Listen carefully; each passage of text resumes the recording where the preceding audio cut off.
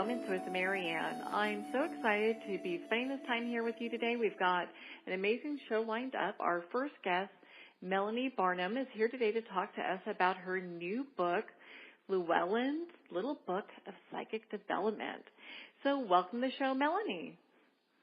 Hi, Marianne. Thanks for having me. Hey, what a joy it is to have you here. So, gosh, you're involved with Llewellyn and creating this little book. What inspired all of this? Well, I actually started with Llewellyn about 5 years ago, and this is my fifth book, believe it or not, with them. And it kind of just felt right. It was the right time, and it was the right thing to do, and I felt spiritually guided to just start writing and to do it with Llewellyn. I actually saw the image of Llewellyn's moon, which is their logo, on the spine of my upcoming book, so I knew I had to contact them. And luckily, they said, yes, we want to write with, we want you to write for us. So that's exactly what I've been doing ever since then. Well, and I know that you are a highly gifted psychic medium, intuitive counselor, life coach, and you do hypnotherapy as well. You've also have a background. I believe you had some time that you were working with Court TV. Is that correct? Well, I did an event for Court TV. That's correct. They did a large event in New York City, Manhattan, for the TV show, and it was called Psych Out. And what they did there was they had, yeah, exactly. I loved it. But they had readers from all over come and do readings for people. And I was in the VIP section, which meant that I read for all of the people that were part of the TV show and part of the production. So that was really exciting. That must have been fun. Yeah. It was. Now, so for this book, and it's so great to have these books that are coming out that talk about these how-tos, like how to do it yourself and how to really dive into your own spiritual, psychic development and personal development. So, what for our listeners are kind of new on this track, what is psychic development? Well, Marianne, we all have the ability to use our intuition on a daily basis. Taking it a step further, we have the ability to develop that intuition into something a bit more. So we're able to actually kind of more consciously use our psychic ability or our psychic awareness. And psychic development means that you practice using that. So you begin to, just like practicing anything, you begin to get better as you go. So the more you practice, the better off you are. And when I teach people or when I do things with psychic development, it's kind of like learning how to ride a bicycle without the training wheels. You take that first step and you believe that anything is possible. You believe that you can actually do this. And once you do that, there's kind of nothing holding you back. So you start to train yourself. You start to learn by doing exercises. I have a ton of exercises in the book, along with explanations and real-life stories of readings to help you understand, what point I'm trying to teach or what I'm trying to get across to you in the book. And you start to do these exercises and read the stories, and it begins to bring out the natural awareness, the natural intuitive ability that we're all born with. So, as I said, psychic abilities are a little bit almost, I'd say, deeper or a little bit more than intuition. But our intuition is what we're naturally all born with. And developing that can bring these psychic abilities more to your life and become more prevalent in your life. Okay. So what if you have somebody that says, I really want to develop my psychic abilities, but I don't think I have any? What do you tell these type of people? Well, like I said, the first thing is to believe that there's a possibility that it's out there. And again, everybody's born with a natural sense of intuition. Now, not everybody is going to be, Mozart, but everybody can play a note on a piano, right? Everybody can actually hit a note and make the sound. So it's really up to you how much you want to develop it. And we all have a different level of ability. So somebody that says they don't believe that they can develop it or they don't believe that they have 1 ounce of psychic ability, the way that I help them get through that is by doing exercises. And the more you start doing exercises with people, the more they become aware and become actually very inspired to do more.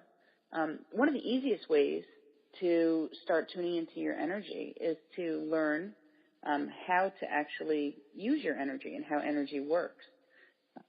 Psychic abilities work because we're connected. We're connected to every living thing in the universe, and we're connected to the other side. So, people that have passed, guides that are there to help us, angels that are on the other side that help us, and we're connected through energy. So once you have somebody that's brand new that doesn't believe either in this or doesn't believe in the possibility that they could connect to this energy, the easiest way to begin teaching them is to teach them how to actually connect with their own energy. Okay. Now, I know in your book you talk about a portion where it's about energy and also in regards to meditation and symbols.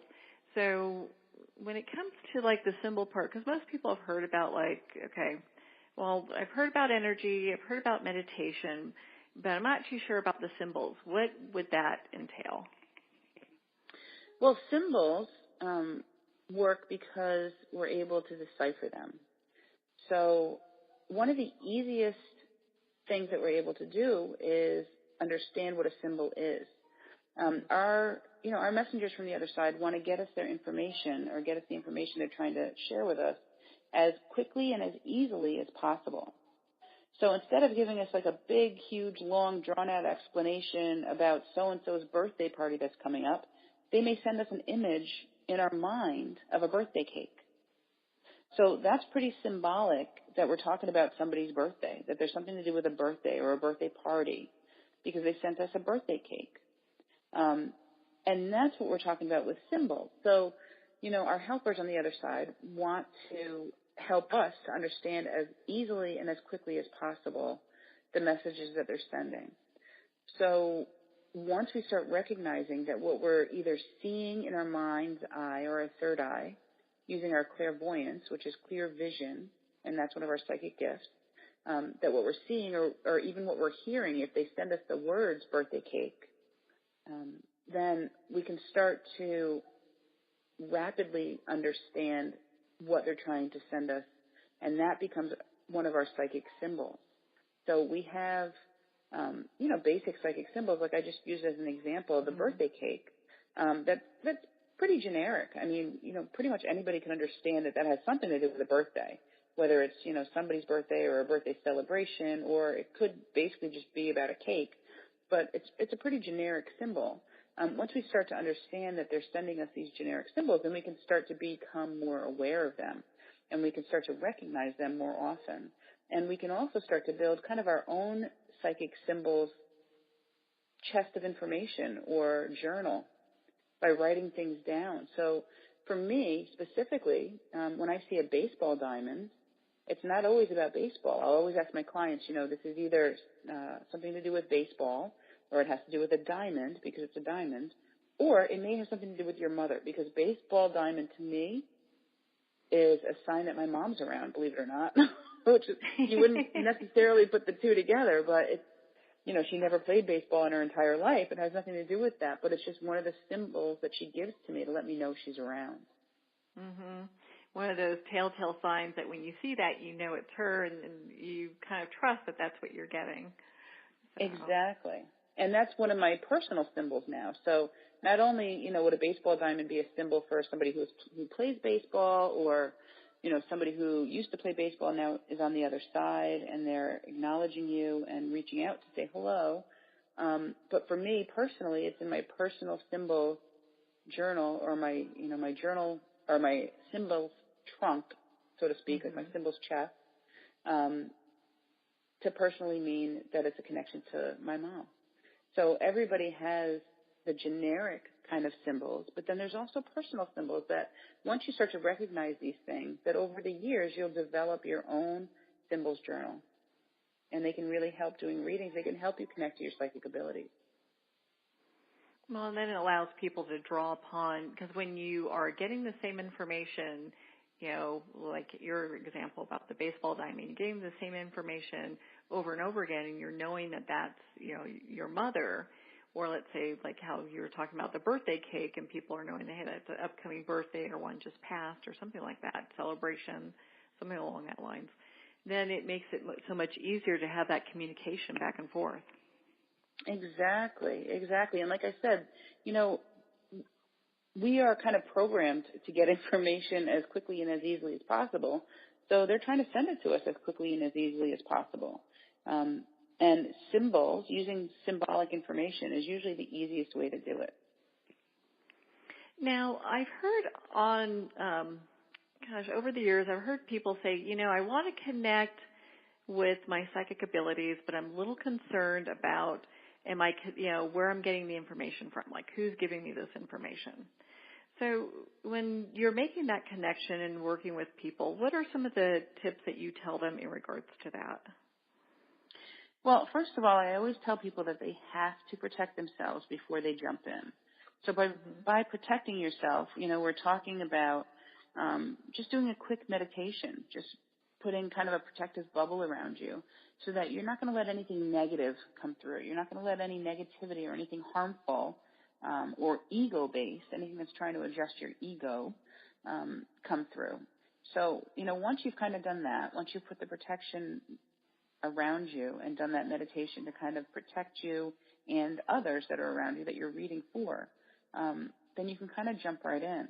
And what I tell people about knowing the difference between someone that's positive on the other side coming through and something that's negative or that has negative intention is feel how it feels to your ego. Are you doing things out of your ego? Are you doing things from a fear level or an ego-based level? Or are you doing it from love? If it feels like it's a loving message, if it feels like it's positive, even if it's, something that's not so great to hear, but if it feels like it's coming from a positive place, then that usually is a sign that this is something positive for you, that this is a good connection for you, that you're not connecting to something that's negative or something that's bad. If it feels like it's... Yeah, that's great advice because people can really, again, then trust their gut and their intuition on, hey, is this right for me or is this off, Exactly. And if it feels like it's, something that's kind of a hit to your personal ego, or if it feels like something that is, just kind of a really icky feeling or a yucky feeling, then usually that's not coming from a good source, regardless of what the message is. Yeah, and I would be cautious about that as well.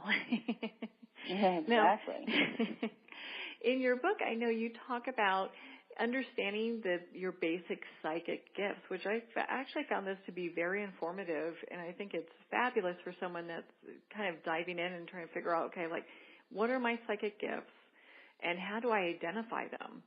And you had them really well spelled out, so it made it really clear. Sure. Well, we all have the capacity to tap into a number of psychic gifts.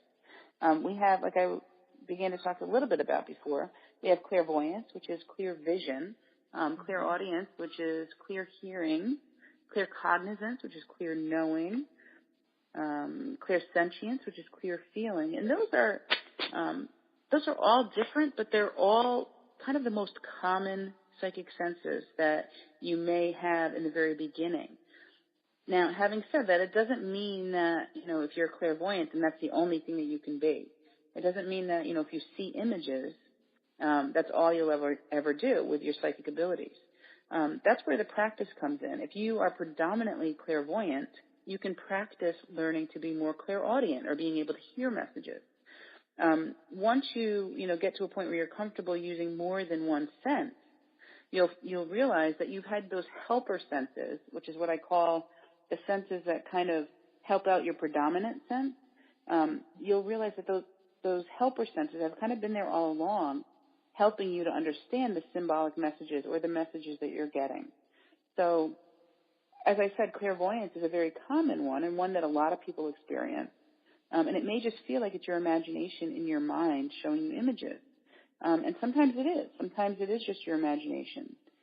But you have to allow for the possibility that sometimes it is psychic vision and you're seeing something psychically in your mind. Now, I know in your book you also describe about other psychic senses and practices. What is your favorite practice for developing your psychic ability to a greater degree? Well, mine personally is actually doing reading. So I love to do readings for people, which is obviously my career. When you're good practicing, at it. thank you. When you're practicing, it's what makes you feel good. So I'm glad you just said you're good at it, because it really is about what feels right to you, what feels good. And even if you're off on something, you have to feel good about what you're doing. It has to give you joy or bring you happiness in order to do it. Otherwise, it's going to be like pushing a boulder uphill, the whole way. Mm-hmm. It's not going to feel right. Nothing's going to mesh. Nothing's going to do well for you. But practicing with other people, that can be a lot of fun. And it's really about, finding somebody that's like-minded that you can practice with or practice on. And one of the things that I like to do, that I tell people all the time, or that I teach people to do in order to tune into their own psychic abilities, is something called psychometry. So psychometry is essentially a psychic practice where you hold on to the object of somebody else, or somebody else's, object, whether it's an earring or a picture or, a ring or something that either is somebody's or was somebody's. And you get energy off of that object, because all objects hold on to energy. Metal objects tend to work a little bit better, and pictures tend to work pretty well as well also. But psychometry allows you to tune into the energy off of that object and start to read somebody. So one of the best ways that I tell people to practice, and one of the funnest ways as well, is to do psychometry. So take your friend's ring, hold on to it, and just start writing down anything that you get off of it. What do you feel? Do you feel warm? Do you feel cold? Do you feel happy? Do you feel sad? What do you see? Do you see any images? Do you see any people? Do you see any places? Do you see any buildings? Do you see any nature? What do you hear? Do you hear any sounds? Do you hear any horns? Do you hear any children laughing? Do you hear any birds singing? Do you hear any music? If you hear music, what is it saying? Are there lyrics? Can you hear what the lyrics are? Do you know what the song is? Does that mean something to you? Write that all down. And I tell people all the time, whatever you get, don't censor it. Just write it down on the paper, because the information is not for you. It's for the person you're reading. So you don't want to censor anything, because even if it has nothing to do with what you may think of, or it means absolutely nothing to you, it could mean everything to the person you're reading for. And so psychometry is one of the easiest ways to tune in and practice using all of your psychic abilities. Yeah, I love that. Now, I know you've been sharing with us some of your personal tips and different information that you use in developing your psychic abilities that you found helpful. What is one of your favorite takeaways that the audience can use? Believe it. Honestly, believe that it's a possibility. That is the biggest deterrent from tuning into your psychic abilities. Believe it. Once you start believing it, you'll start recognizing that signs are all around you, and synchronicities happen all around you as well. Mm-hmm. Once you start recognizing these things, then everything opens up just a little bit more. So it really does kind of play on itself. You take one step, and then all of a sudden you get 3 more steps handed to you. It becomes something that you build on. So the biggest takeaway that I can give to people is practice. Believe it and then practice. Believe in the possibility. Don't censor it, and practice. Enjoy it. Have fun with it. Grab a friend. Like I said, grab a friend and do it together. The more you do it, the better off you'll become, or the better you'll be, and the more you'll open up your psychic senses, your psychic awareness. Yeah, I think sometimes when people get into it also, like they get information and, maybe they're not trusting it. And that's a big thing, is having that trust factor with the information that you get.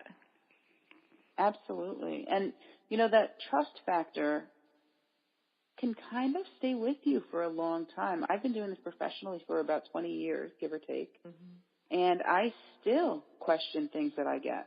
I still doubt that what I'm getting is something for my client, or what I'm getting is an answer that I've asked for. It is very, very difficult to let go of that feeling that it's your imagination, or that you're, reading something incorrectly, or that you're not actually connecting to the other side. It is very Mm-hmm. difficult to trust that it's really happening. But that's one of the I agree reasons with that I say that. don't, yeah. And even for me, like I said, I've been doing it professionally for about 20 years.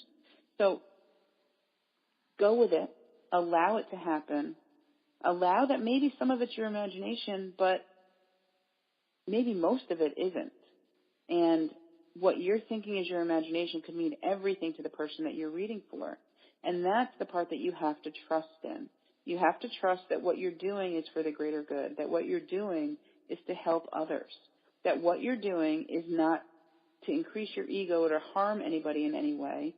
It's to help, and to help heal the world, right? So you have to trust in that way. You don't have to necessarily trust or believe that every single thing that you're going to get in every single reading is going to be 100% accurate, because it's not. There's different ways to interpret everything. However, you have to trust that you're doing this for the greater good, that you're doing this for the right reasons, and that you have the ability. You just need to fine-tune it, and you need to develop it further. Well, and I think that that's such important information, because there's different levels of spiritual awakening. I'm not sure what yours is like, but with me, it like someone turned a switch on, and overnight I was having, a lot of energy flowing. And when you first start this process, you're like, wow, I think I need a padded room or something, because you can you can hear people talking, and there's just a lot of feelings and commotion going on. You can see little things differently. So with everyone it's different. They all have their different experiences. So it's nice to have a kind of a guidebook that helps you through that whole process and through that whole understanding of, okay, this is what you do now. You don't need a padded room. This is actually normal, and this happens to a lot of people. So Yeah, absolutely. And, for somebody who's just starting out, like I said, one of the biggest things is to do that protection around you, because not only does that protect you from anything negative, but it also helps you learn how to turn it on and turn it off, which is one of the things I talk about in the book as well. You don't want to be on all the time where you're feeling like you need a padded room because you can't shut it down. You want to be able to turn it down a little bit so that you're not always living in your, psychic senses, that you're back in the physical world too. You have to be, physical as well. So you don't always want to be feeling like you're kind of walking around in a fishbowl, or underwater. And that's kind of what it feels like to me is, things kind of get a little weird, like a little fuzzy. So you need to be able to kind of shut it down a little bit too, so that you're not feeling that kind of, dare I say, craziness. overwhelmed. You're not, Yeah. you're not feeling that. So yeah, you actually brought up a really good point. When I first started doing this, it felt like I was hit over the head, and I literally heard the words, "You need to do this work now." And I kind of looked around, and They hit you I over was the like, head, huh? yeah, exactly. And I was, I had been the controller of a company, and I owned my own store at the time, and I was kind of like, no, I'm not going to do this. That's just crazy. I'm not doing that. But immediately I knew in my gut, like, yep, this is what I'm going to do now. So, I kind of set out to learn everything I could about it, because I wanted to understand that feeling. And, the feeling, the things that you're talking about, feeling like, okay, am I crazy? You need to understand what that is. And people need a way of understanding that and developing that, which is one of the main reasons for this book.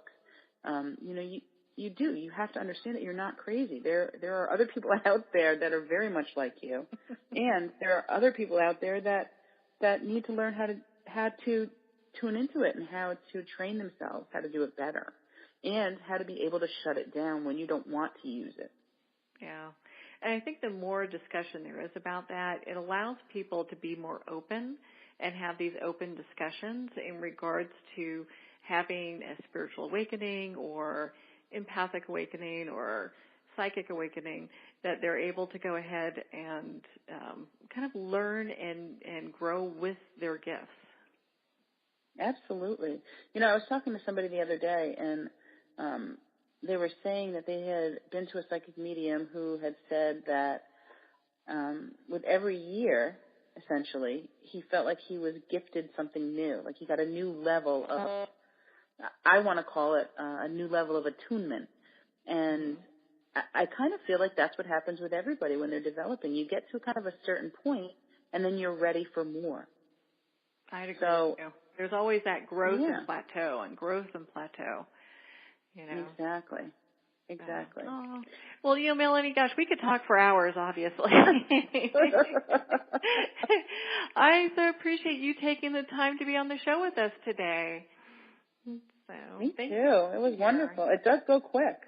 Oh, my goodness, I'll tell you. And where can our listeners connect with you and learn more about you and the work you do in your book? Sure. They can go to melaniebarnum.com, and all of my services that I offer, all of my readings, as well as all of my books are available on melaniebarnum.com. And I also have just developed a new Psychic Symbols Oracle card deck, which is available exclusively from my website.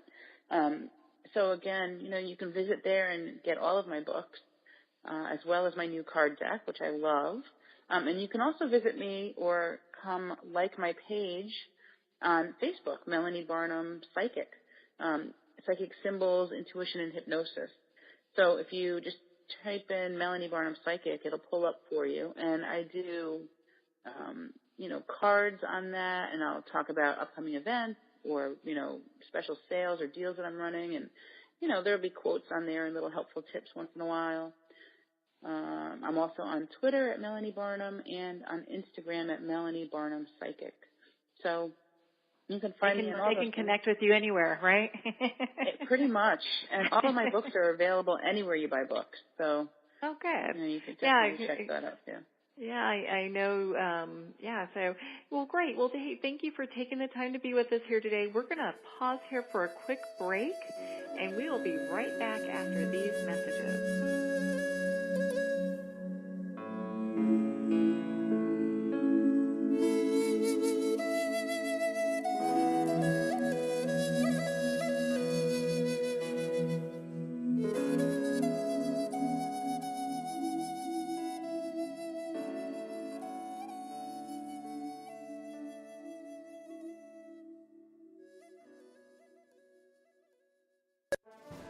Internationally recognized and award-winning author Judy Goodman works and teaches outside the box of limited thinking. Working with people from every walk of life, her goal is to empower you to be the best you can be, no matter what the challenge is. Born with the gift of seeing beyond our normal vision, she has an extraordinary gift of working with every challenge. Teaching beyond conventional wisdom, her work is described as life-changing. Visit judygoodman.com. That's judygoodman.com.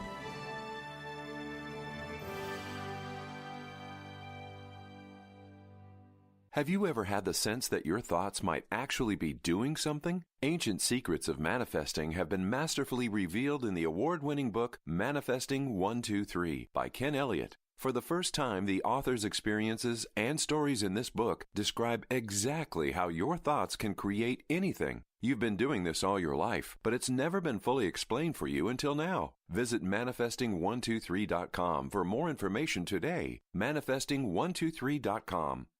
Ben Wexler is a gifted leadership development and strategy consultant for professionals who want to transform their organizations and careers. Through a uniquely personalized set of processes, participants discover their unique knowledge, how to leverage that knowledge and experience, and then put it all together with a global strategy. You're more valuable, your organization is more valuable, and the change is viral. Contact Ben at 630-881-1074. 630-881-1074.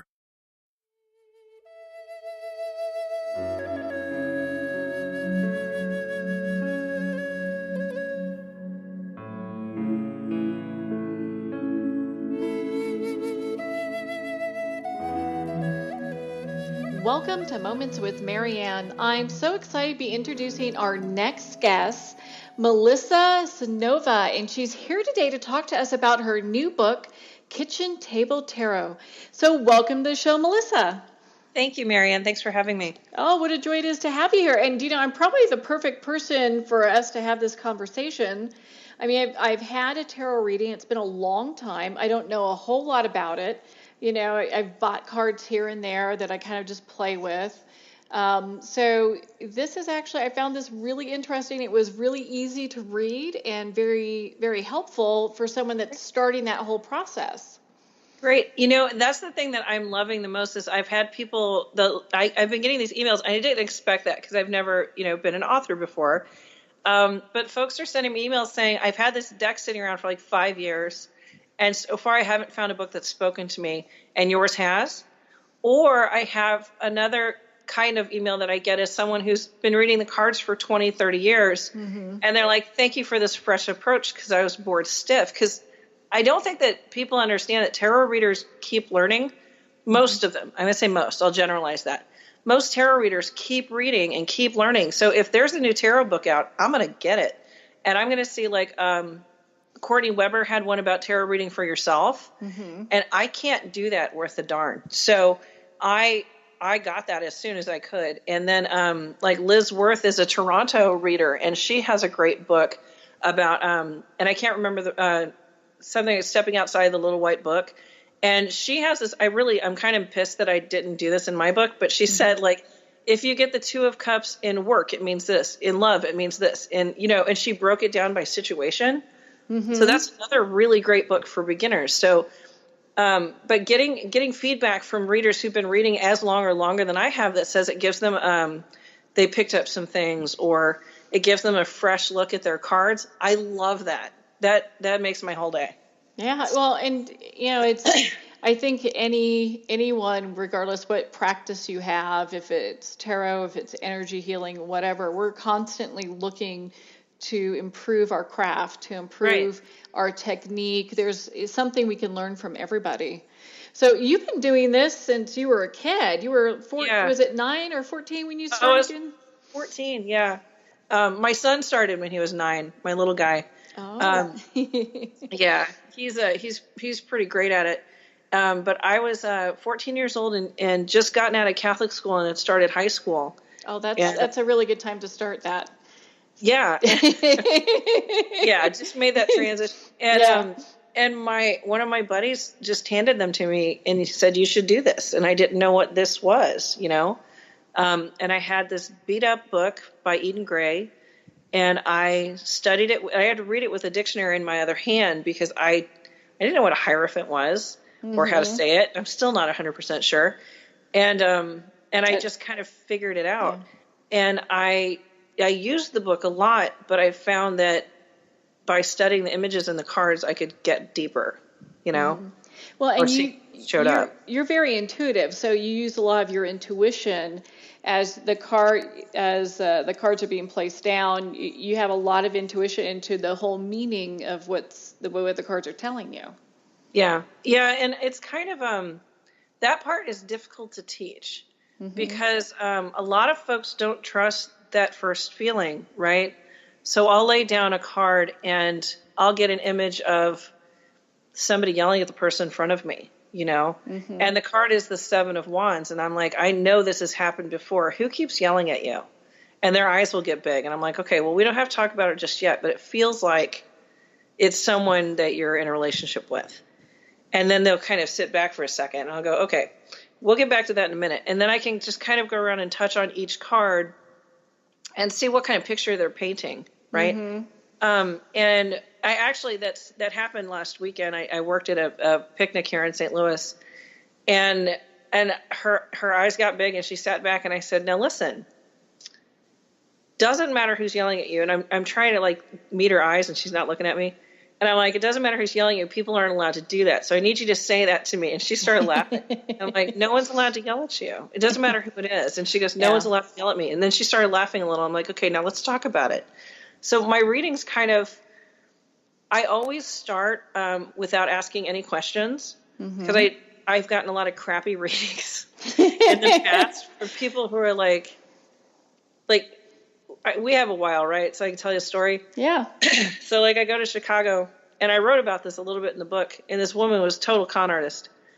And she ends the reading by like saying, if I hire her as my personal psychic advisor, right, for $500 a month, she'll cure me of this curse that's on me, that's following me around like a cloud. Oh, I've had something like that. Or I do this prayer for you once a week. Yeah. Yeah, it's such garbage. Or you could buy this $300 candle. I'm like, honey, if I need a candle, I'll go to Target. You're terrible, right?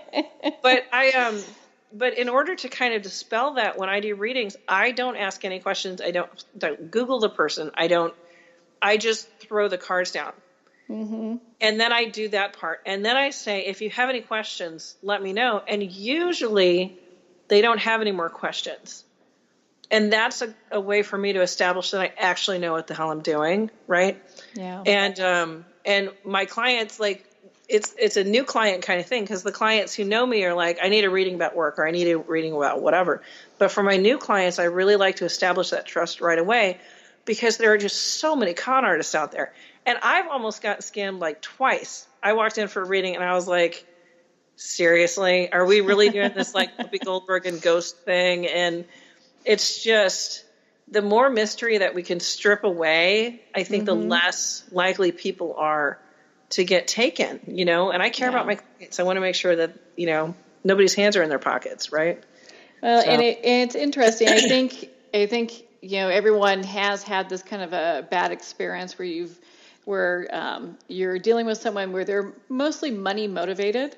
Right. And so it's really being able to use, your own personal intuition and your gut to see what resonates with you and what sounds totally off. And if they start with, you've got a curse, then you need to leave. Right. Or I can help you find love. No, you can't.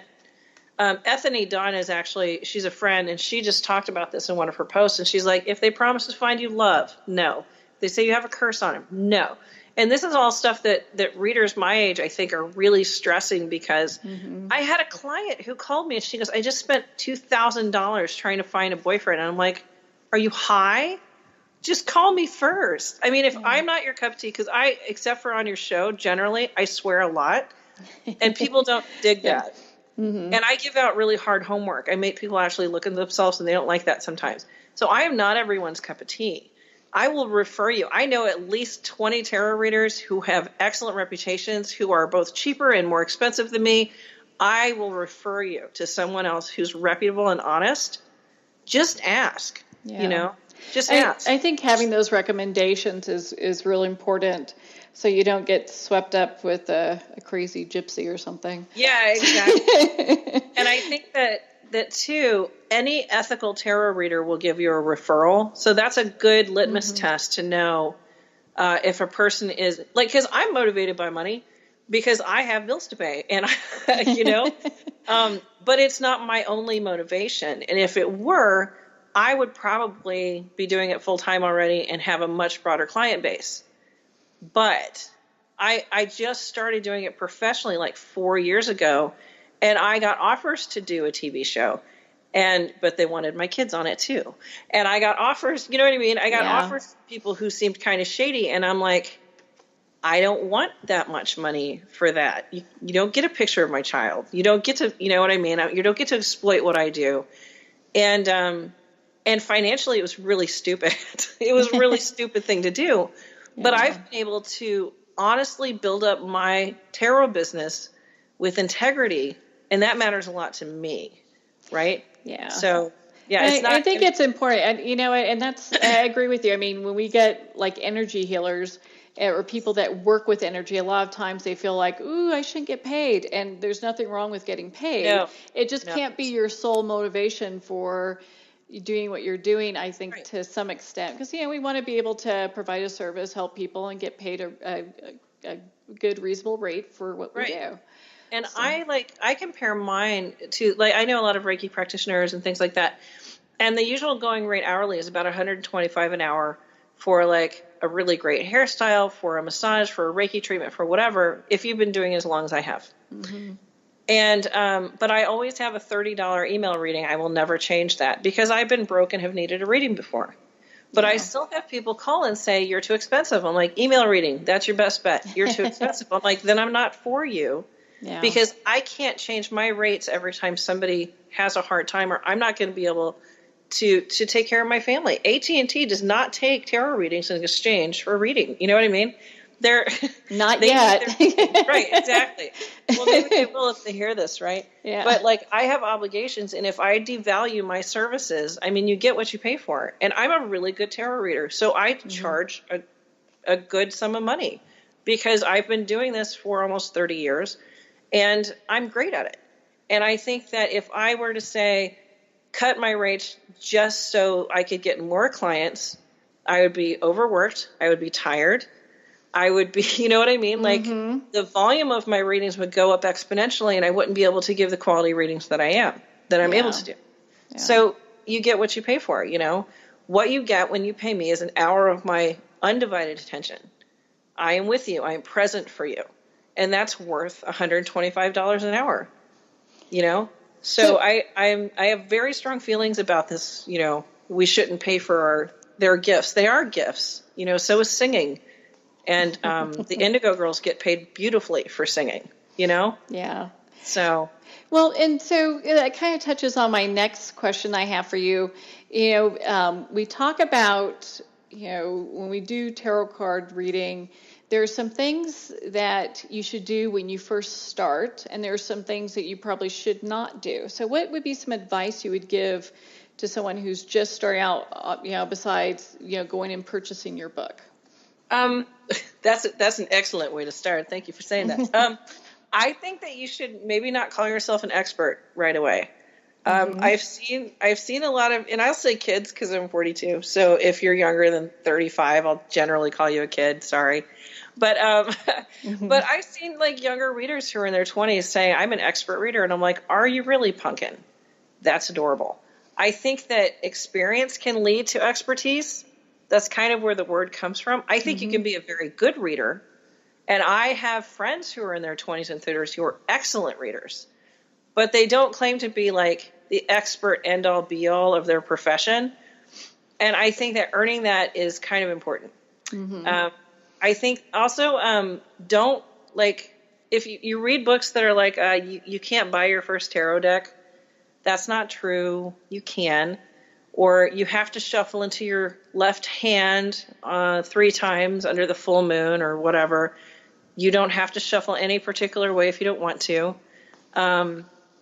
There's a lot of mythos attached to tarot readings, and it's just that. I think people should be as comfortable with their cards as they can be. And I think that if you want to wrap your deck in silk and put it on your altar, that's awesome. If you want to put it in a makeup bag and stack it on your bookshelf, that's what I do, and it works just fine, you know? Whatever way you choose to have your deck. Now, I know in your book you talk about self-care. What are some of the ways that we should be doing self-care? Well, and a lot of this I found out by doing it wrong. If you're exhausted, you can't give a great reading. You can give a good reading, you know, but it won't be great. If you're drunk, you can give a good reading, but it won't be great. You know, having yourself in good physical condition and emotional condition and spiritual condition can only help you do a better reading, because in this reading, there are 2 tools. There's you and your deck. And if you don't take good care of your tools, you're not going to do good work with them. Yeah. So I've given readings while stoned in the back of a car on the way to a concert. It was accurate. It wasn't very good, and it didn't serve my client well because I dropped a bunch of emotional stuff on them that I probably had no reason talking about to them at that time. Yeah. But it was accurate, right? So I think that the better condition you're in and the better condition your cards are in, the better your readings will be. And it makes you more thoughtful. So I've started, after, bajillion years of doing this, introducing ritual to my readings, like in the last 3 years. So I find that if I meditate a little bit beforehand, which I hate doing because I have monkey brain, it bores me to tears. But if I sit quietly for 5 minutes and just kind of hang out and play with my cards, I do a better reading. If I have a candle or some incense and I feel calm, I do a better reading. Yeah. If it's not too late at night, I do a better you know what I mean? Like, so I give myself work hours now instead of staying up till 2 a.m. to read for somebody in Malaysia. I make sure that I've eaten and that I'm not hangry. Yeah. So, yeah. You do all those things to take care of yourself to make sure that you are in the best place. So, so then you're being able to give the best information and just keeping it all clear, Right. And that's not to say, like, if I'm with friends and nobody's paying me, right, to do a reading, I will give a reading when I've been drinking with my friends because it's funny. And because usually the people that I'm reading for have gotten readings for me before, sober. So I'm like, I will tell them, P.S., I've had like 5 of these. And there's your heads up. I would never do that for a paid client, ever. Yeah. Ever. But I have friends who would, and they're fine with it. So your personal ethics evolve over time, Now, do cards hold energy of the people you've been reading? And if so, is there a special way you get rid of that energy? They do. And some people don't believe that, which is absolutely fine. But the way that I explain it to folks is like, have you ever walked in a room when people were fighting and it is stuffy and stale and charged? Yeah. So if I do readings for, like, I was at the picnic for 5 or 6 hours doing readings, every single person had something emotional going on, or they wouldn't have gotten a reading. Yeah. And every single person leaves a little bit of their stuff on my cards. So I will, like, when I got home after the picnic, I put them all in order, in number order. First to make sure I didn't lose any, because I've been known to drop some before in the past. And also, it kind of resets the energy of the deck. And then I kind of wrapped on them with my knuckles. And then I put them on my altar, and I lit some incense, and I let them just sit there and be still. And I haven't touched them. It'll be a week. And that's an arbitrary number. I'm not going to touch these for a week. They need a break. And I had 3 decks that I was using. So those 3 decks are kind of on the bench until I feel like it's time to pick them up again. Between readings, I put crystals on them, because I think that helps. And that's the thing is, like, if you believe it'll help, it'll help. Yeah. I'm a firm believer. And if you decide that something is so, it is so. Within reason. I can't decide that I'm a billionaire. Well, maybe I can. We'll talk about that later. But if I decide that if I take this pretty piece of labradorite and put it on my deck, that'll help knock off that negative energy, it works. It's like Reiki. If you believe that it's a thing, it's a thing. And, so that helps. And in the book, I talk about different ways you can use it with the elements, like putting it under the moon for some water energy, or under the sun. Different ways, whatever your practice is, whatever feels comfortable to you. Yeah, I've heard of people doing that also for, like, if they have crystals or whatever, to clean and clear them.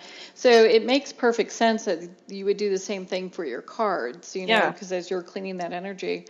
Now, is there responsibility and etiquette when you're reading cards for somebody? I know we kind of touched on it a little bit, like, kind of just, you want to make sure that you're clear and you're bringing your best game to the table.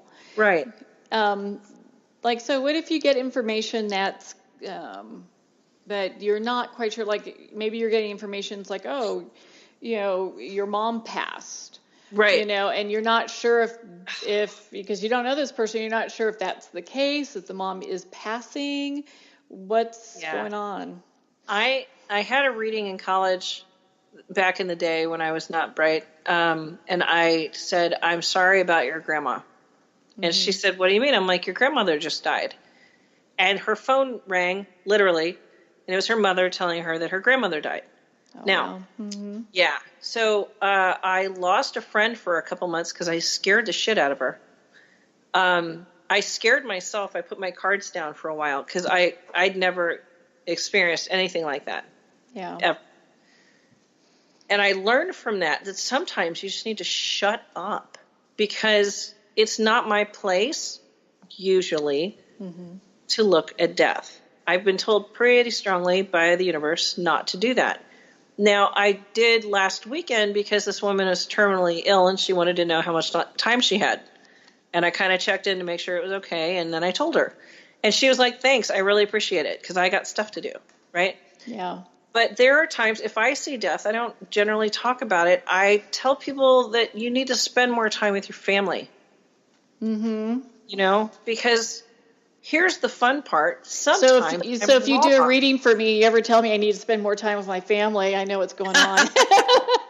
Well, and sometimes you just need to spend more time with your family. So it could be out there, really. But like, I'll kind of push them in that direction, but it's not my place to scare people. That's scary. Yeah.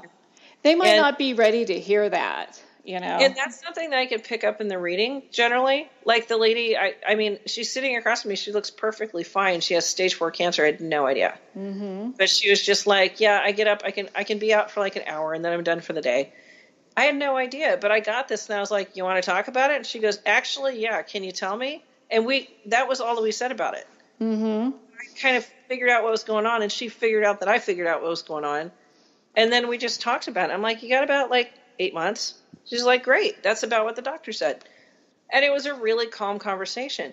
But if someone sat in front of me and I see that someone near them is going to pass away, first of all, if they didn't sit down to ask that, I'm not going to spring it on them.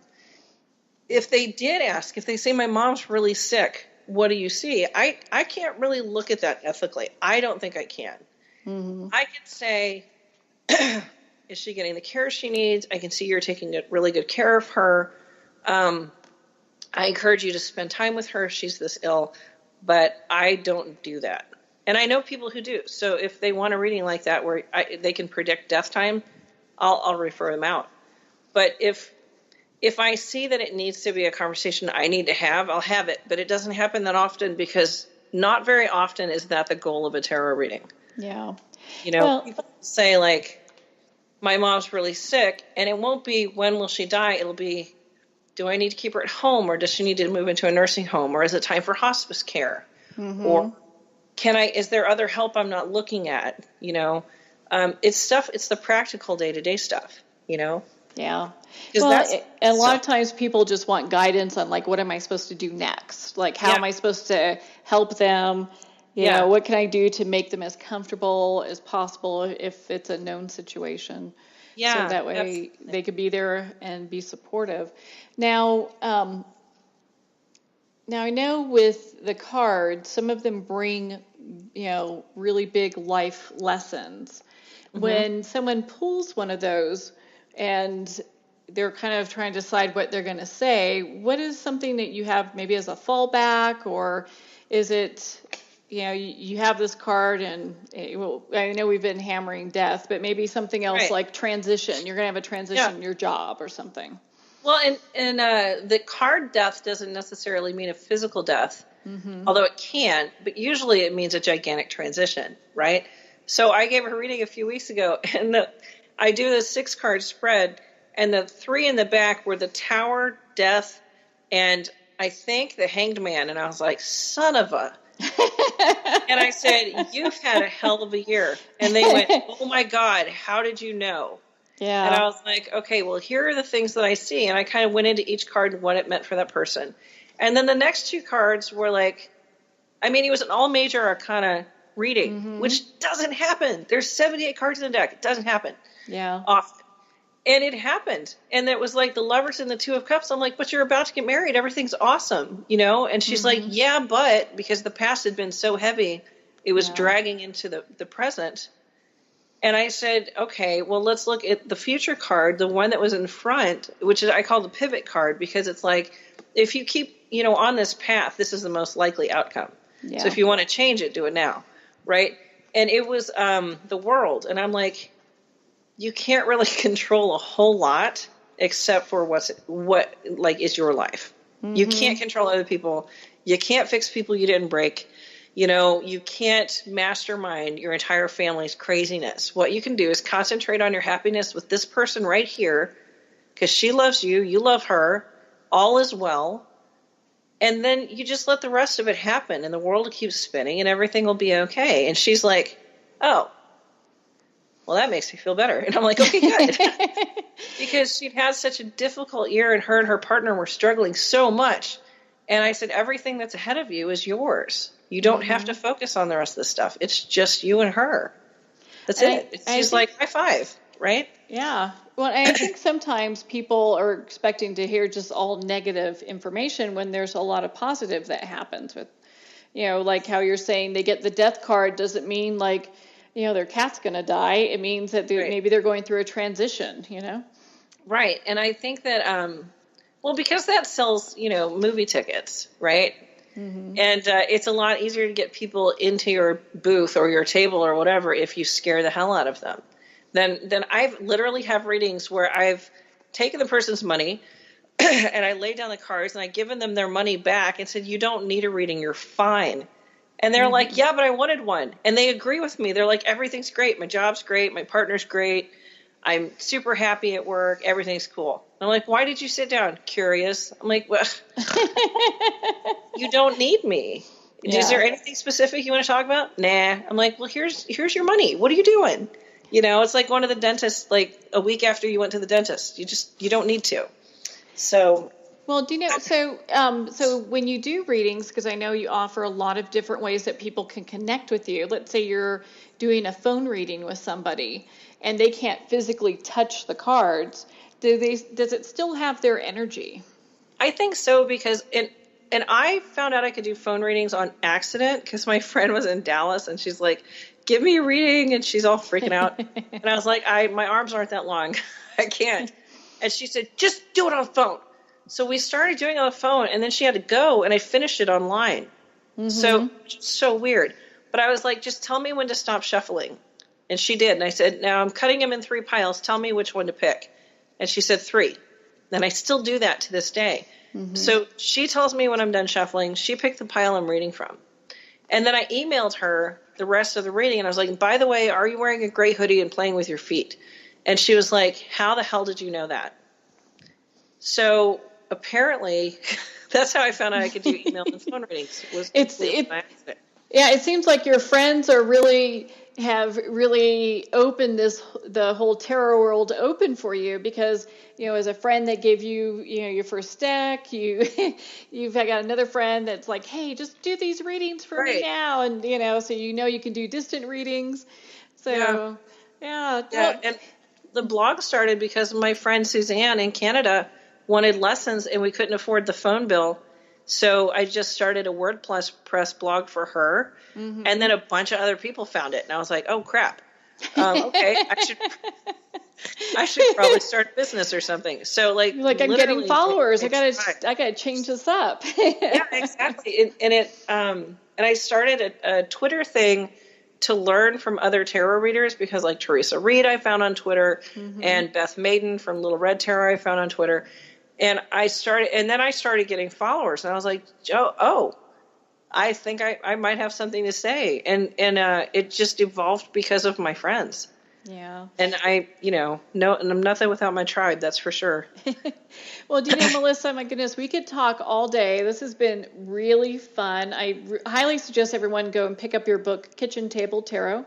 And, thank you so much for taking the time to be on the show with us today. Absolutely. I really appreciate you having me. This has been really fun. And where can our listeners connect with you? If you look up Little Fox Tarot, you will find me. I'm on Twitter and Instagram and Facebook. You're on everything.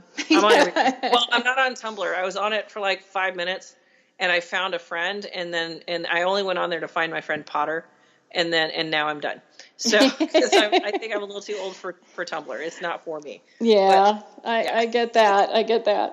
Right. Well, thank you so much. I'd like to thank everyone for taking the time to tune in today.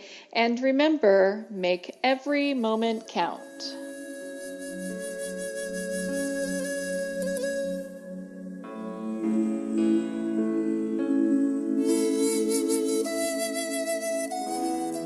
In a single moment, your life can change. Moments with Marianne is a transformative hour that covers an endless array of topics with the best of the best. Her guests are leaders in their fields, ranging from inspirational authors, top industry leaders, and business and spiritual entrepreneurs. Each guest is gifted and a true visionary, a recognized leader in her own work, and while teaching others to develop, refocus, and grow, Marianne will bring the best guest and sometimes a special surprise. Don't miss this. You never know just which moment will change your life forever. Moments with Marianne airs every Thursday, Friday, and Sunday at 8 p.m. Eastern, 6 p.m. Mountain Time. Make sure to tune in and visit momentswithmarianne.com for more information.